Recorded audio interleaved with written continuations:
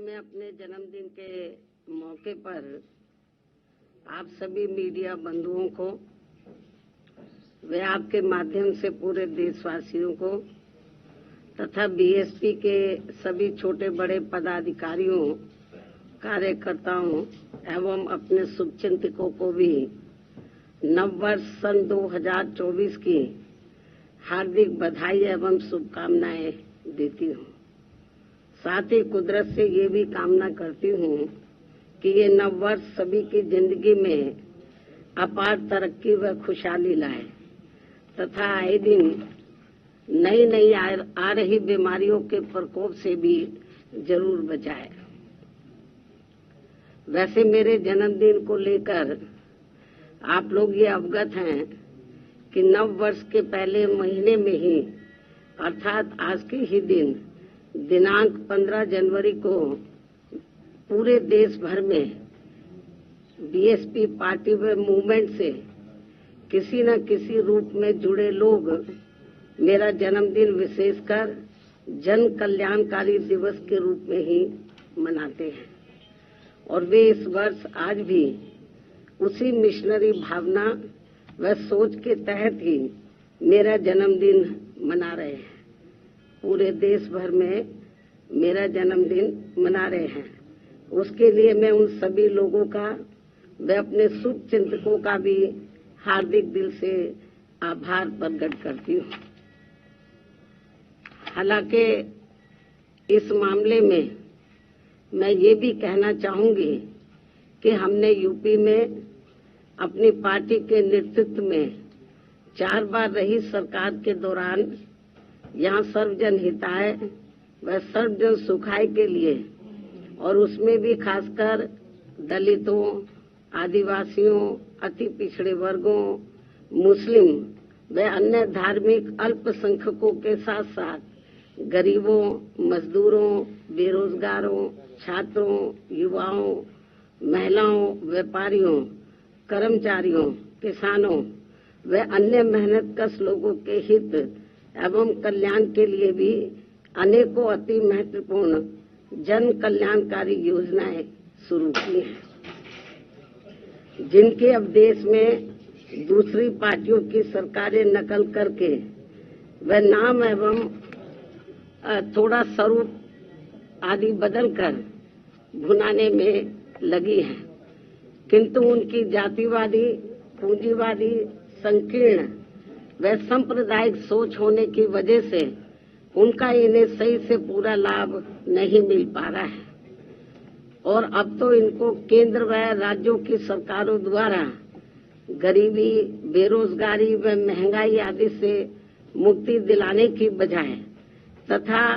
रोटी रोजी व रोजगार के भी साधन उपलब्ध कराने की गारंटी देने की बजाय इन्हें फ्री में थोड़ा सा राशन आदि देकर अपना गुलाम व लाचार एवं मोहताज और बनाया हुआ है। जबकि हमने यहाँ यूपी में अपनी पार्टी के नेतृत्व में 4 बार रही सरकार के दौरान इन लोगों को वर्तमान सरकारों की तरह अपना गुलाम व लाचार एवं मोहताज न बनाकर बल्कि इन्हें बड़ी तादाद में सरकारी एवं गैर सरकारी क्षेत्रों में रोटी रोजी एवं रोजगार आदि के साधन उपलब्ध करा के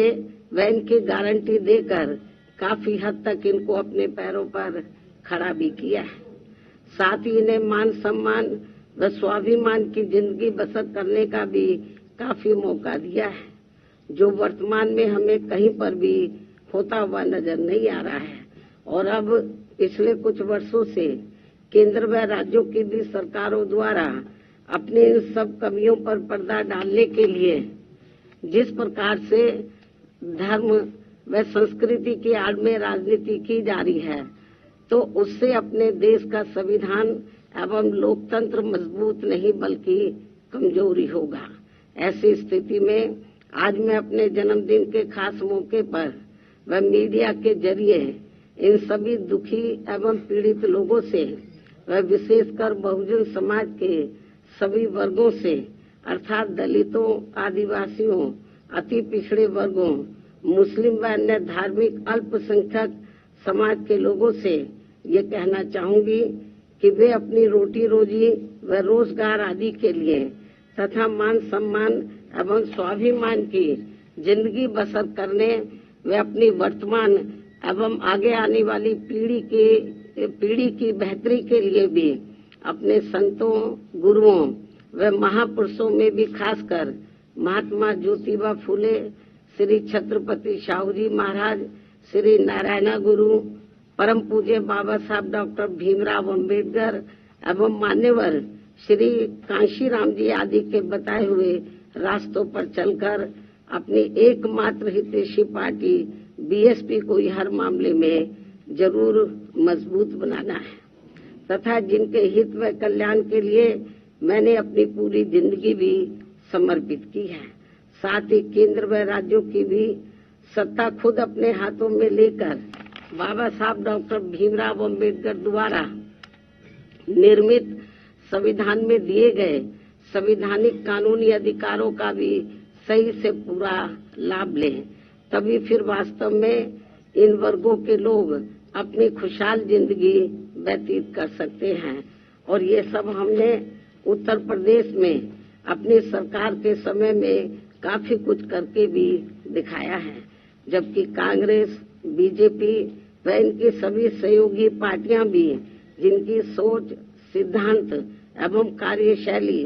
पूर्ण रूप से जातिवादी, पूंजीवादी, संकीर्ण, सांप्रदायिक व सामंतवादी भी है, ऐसी ये पार्टियां सत्ता में बने रहकर इनको कभी भी अपने पैरों पर खड़े होते हुए देखना नहीं चाहती हैं। ऐसे में फिर इन सभी विरोधी पार्टियों की सरकारों के चलते इनका सही से पूरा विकास व उत्थान आदि नहीं हो सकता है। इतना ही नहीं बल्कि देश में SC, ST व OBC वर्गों के लोगों को सरकारी नौकरियों एवं अन्य और क्षेत्रों में भी आरक्षण दिए जाने की संविधान में जो व्यवस्था की गई है,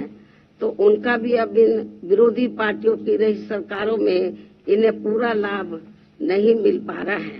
तथा अन्य और मामलों में भी इनकी लगभग यही खराब व दयनीय स्थिति बनी हुई है। इसलिए इन सब बातों को ध्यान में रखकर देश में गरीबों, मजदूरों, बेरोजगारों तथा बहुजन समाज के सभी वर्गों के लोगों को बीएसपी से जुड़ना तथा इन्हें फिर सत्ता तक पहुंचना बहुत जरूरी है। किंतु इन्हें यहाँ ये बात भी जरूर ध्यान में रखकर चलना होगा कि ये लोग अपने इस मकसद में कामयाब न हो सके तो उसके लिए यहाँ सभी विरोधी पार्टियां अंदर अंदर एक होकर व किस्म किस्म के साम, दाम, दंड भेद आदि अनेकों हथकंडे इस्तेमाल करके इन्हें हमेशा सत्ता से दूर बनाए रखना चाहती हैं, जिनसे इन्हें हर स्तर पर सावधान रहना होगा तथा गुमराह भी नहीं होना है। और इस मामले में ताजा उदाहरण ये है कि अभी हाल ही में विपक्ष के इंडिया गठबंधन को लोकसभा के ये आम चुनाव यहाँ गरीबों एवं उपेक्षित वर्गों में से विशेषकर दलितों, आदिवासियों, अति पिछड़े वर्गों, मुस्लिम व अन्य धार्मिक अल्पसंख्यक समाज के लोगों के बलबूते पर ही पूरी तैयारी व दमदारी के साथ अकेले ही लड़ेगी। और इन्हीं के बलबूते पर ही हमने सन 2007 में यहाँ आबादी के हिसाब से देश के सबसे बड़े प्रदेश उत्तर प्रदेश में अकेले ही चुनाव लड़कर फिर अपनी पार्टी की पूर्ण बहुमत की सरकार भी बनाई थी। इसलिए अपने इस अनुभव को भी खास ध्यान में रखकर हमारी पार्टी लोकसभा के ये आम चुनाव अकेले ही लड़ेगी तथा देश की जातिवादी, पूंजीवादी, संकीर्ण व सांप्रदायिक सोच रखने वाली सभी विरोधी पार्टियों से अपनी दूरी बना के रखेगी। अर्थात हमारी पार्टी यहाँ किसी भी गठबंधन व पार्टी के साथ मिलकर ये चुनाव नहीं लड़ेगी। इसके साथ ही यदि ये चुनाव सन 2007 में यूपी विधानसभा के हुए आम चुनाव की तरह फ्री एंड फेयर होता है, जिसमें उस समय ईवीएम में कोई भी धांधली व गड़बड़ी आदि नहीं की गई थी। तो फिर इस बार हमारी पार्टी लोकसभा के आम चुनाव अकेले ही लड़कर अपना बेहतर रिजल्ट जरूर लाएगी। यहाँ मैं ये भी कहना चाहूंगी कि हमारी पार्टी गठबंधन न करके अकेले ही चुनाव इसलिए लड़ती है क्योंकि इस पार्टी का सर्वोच्च नेतृत्व एक दलित के हाथ में है, जिनके प्रति अधिकांश पार्टियों की जातिवादी मानसिकता अभी तक भी नहीं बदली है। यही मुख्य वजह है कि गठबंधन करके चुनाव लड़ने में बीएसपी का वोट तो गठबंधन से जुड़ी पार्टी को पूरा चला जाता है, लेकिन उनका अपना बेस वोट व विशेषकर अपर कास्ट समाज का वोट बीएसपी को ट्रांसफर नहीं हो पाता है। और इसके कुछ खास उदाहरण ये हैं कि यहाँ यूपी में सन 1993 में हुए विधानसभा के आम चुनाव सपा से गठबंधन करके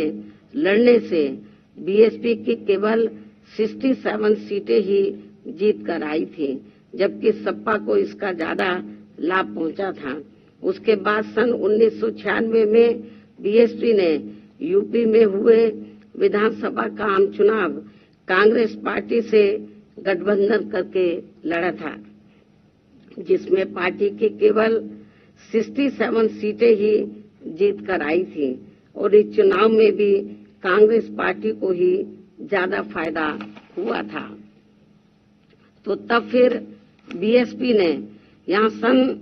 2002 में विधानसभा के हुए आम चुनाव अकेले ही लड़ा था, जिसमें पार्टी की पहली बार यहाँ 67 से बढ़कर लगभग 100 सीटें जीत कर आई थी,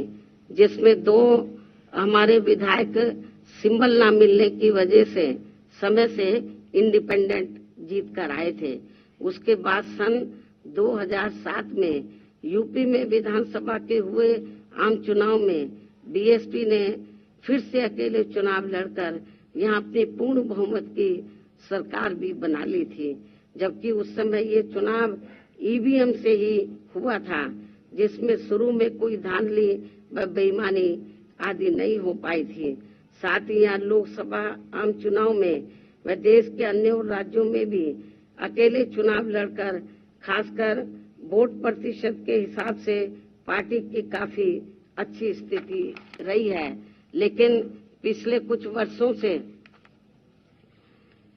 अब हर चुनाव में ईवीएम में काफी धांधली व बेईमानी आदि हो रही है। ऐसी यह आम धारणा है, जिसकी खास वजह से अब हमारी पार्टी को भी